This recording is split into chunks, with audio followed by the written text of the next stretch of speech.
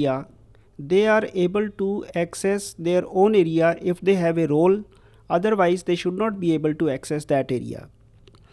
So let's wait for that. Right now, let me start with the concept of areas. Now, if you're not aware of it, the basic point of an area is that it helps you divide your project into smaller units. Like you have different departments in a company. A department is doing some specific job, it handles some specific users. Similarly, your website, it can be partitioned into manageable units. Take an example. Suppose we have a college website, a college portal. A college portal. In this portal, students come, they come for downloading their assignments, they come for downloading their timetable, and teachers also come, but they come for uploading the content on this portal. This means we have clearly two different sets of users. One is the students and the other is the teachers.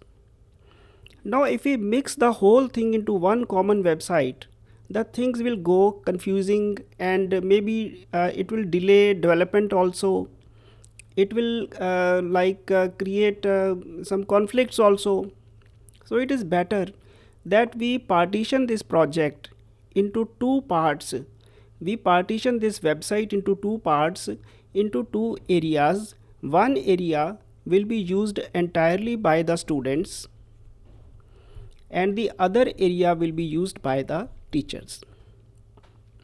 The website is the same, the project is the same, but students, the pages of students are separate, the pages of teachers are separate. The program for teachers is separate, the program for students is separate.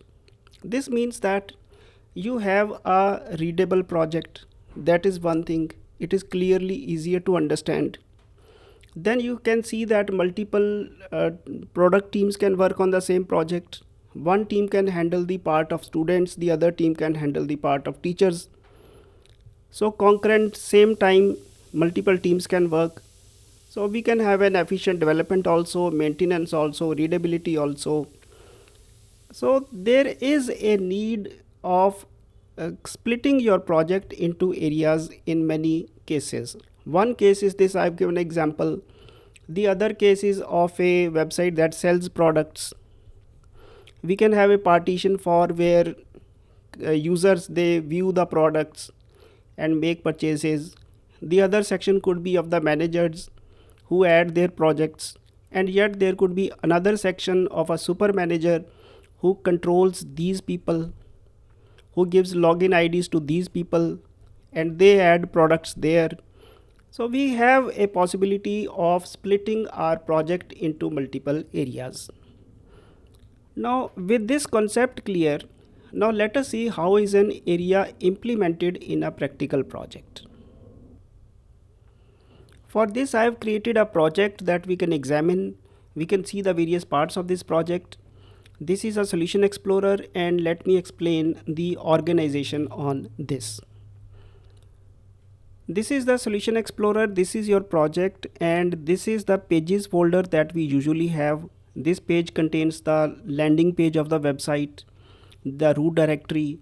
But if we want to partition this project into other parts, into other areas, then you have to create a folder called areas. The spellings matter.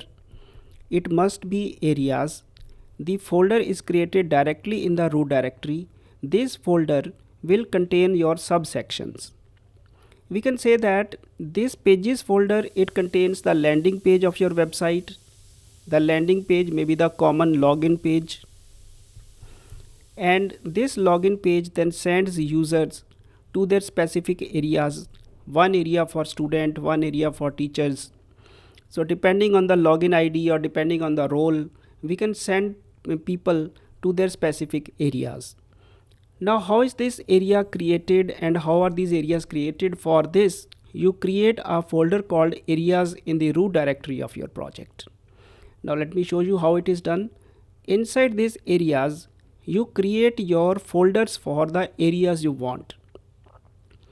I want one area for teacher, I'll call it teacher. This area is called teacher, this area is called student. If you have more areas, you can create more folders in parallel but directly inside the areas folder. Now let me have a look at the teacher folder. This teacher folder, this contains the same hierarchy as you see in the case of root. In the root you have pages, and pages have shared and view start, everything is there. Similarly, this teacher area can contain the entire hierarchy, the same hierarchy that is present in the root of your website.